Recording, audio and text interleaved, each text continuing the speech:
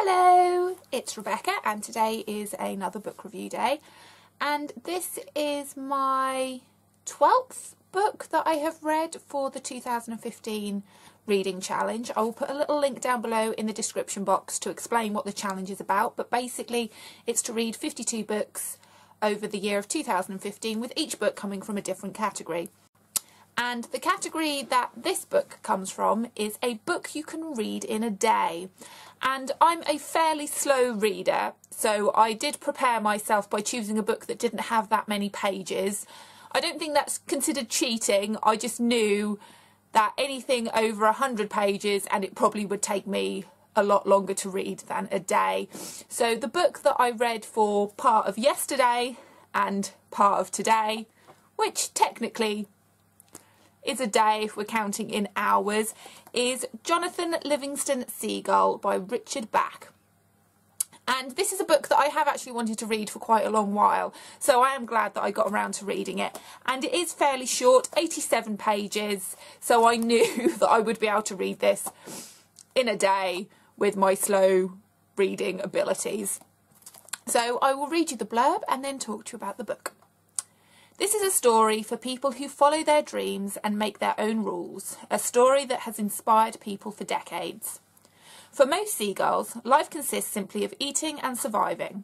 Flying is just a means of finding food. However, Jonathan Livingston Seagull is no ordinary bird. For him, flying is life itself. Against the conventions of seagull society, he seeks to find a higher purpose and become the best at doing what he loves. This is a fable about the importance of making the most of our lives, even if our goals run contrary to the norms of our flock, tribe or neighbourhood.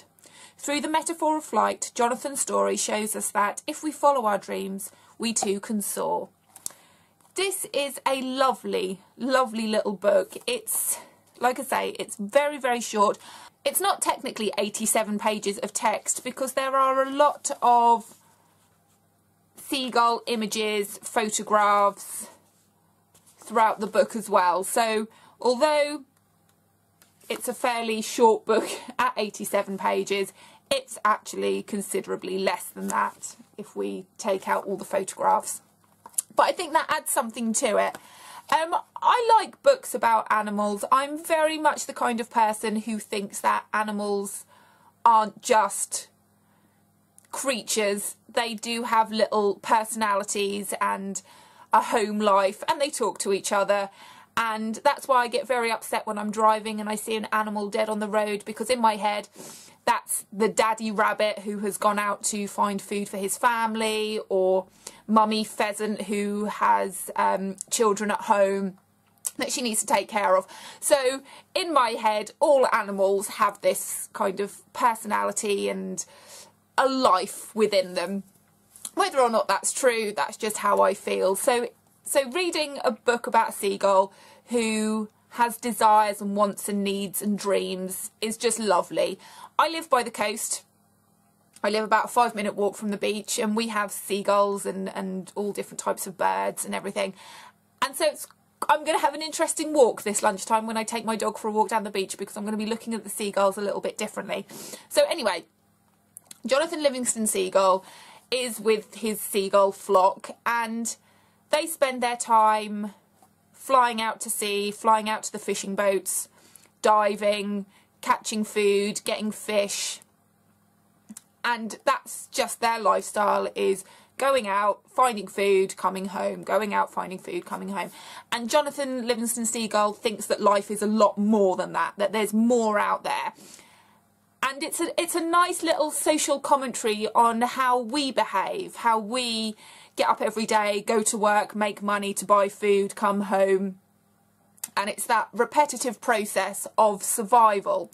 And Jonathan Livingston Seagull wants more than that. He wants to enjoy himself. He wants to grow and learn and find out what is out there. And unfortunately, society for us humans dictates that we have to have a home, we have to have a job, we have to make money in order to buy things that we don't particularly want, but we buy anyway. Adverts and commercials tell us what we want, what we need to have, and we kind of live a monotonous life of going to work, making money, buying things, going to work, making money, buying things. And that's what we do. That's just what we do. And Jonathan Livingston Seagull doesn't want that for him. He doesn't just want to fly to find food. He wants to fly to feel what it's like to be alive. And he's learnt by practice a way of flying where he can fly super fast, where he doesn't injure himself, where he doesn't need to use his entire wingspan. He can bring his wings in and change the shape of his body in order to fly with more intensity and more speed. And the elders of his flock don't agree with what he's doing, and they turn him into an outcast and he's sent away. But when he's away, he uses his time and his abilities to be the best that he can be at being a seagull, at flying, at swooping, at movement, being graceful. And we should take some advice from this bird. I know we have to go to work, we have bills to pay, we have to pay rent, we have to buy food, we have to, you know, take care of ourselves, etc., etc. And I do understand that. But we should also try to improve ourselves and make ourselves better people. We should try new skills. We should improve on skills that we already have. We shouldn't just come home from work and sit and waste away and not use our bodies and our minds to the fullest potential that we have.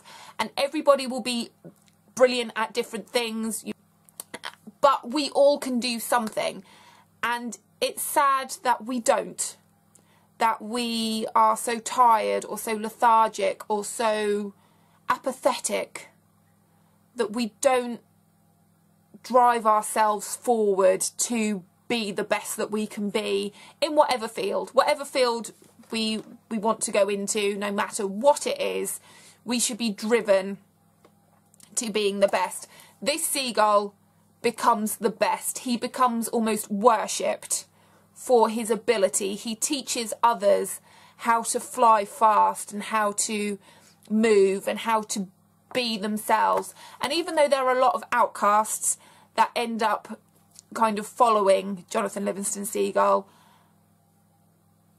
they realise that there is more to life than the monotony of flying to find food. Flying should have more of a purpose, not just survival. They're birds. They were born to fly. They should do it. And like I say, it's very short. Most of you will probably be able to read this in an hour. Like I say, I read very slowly and I have to put it down and do other things. I'm not very good at just sitting and reading for hours at a time. But it does make you think, and it does make you realise that there is more out there that we can try. We can fly, metaphorically. But we can do more than just plod through life. And in a short book, with the main character being a seagull, it's an interesting way of approaching the subject of becoming freer and living up to our potential. So, short book, lovely book, well worth a read. It will take you hardly any time at all. So I would give this one a go. And if you are interested in any of my other book reviews, please subscribe to my channel. I put new videos out every time I've read a book. I also like to share some writing advice every now and then and do what I call shameless self-promotion, where I read from my own work or talk about my writerly world. So if you are interested in reading or writing, then please subscribe to my channel and I will see you soon. Bye bye.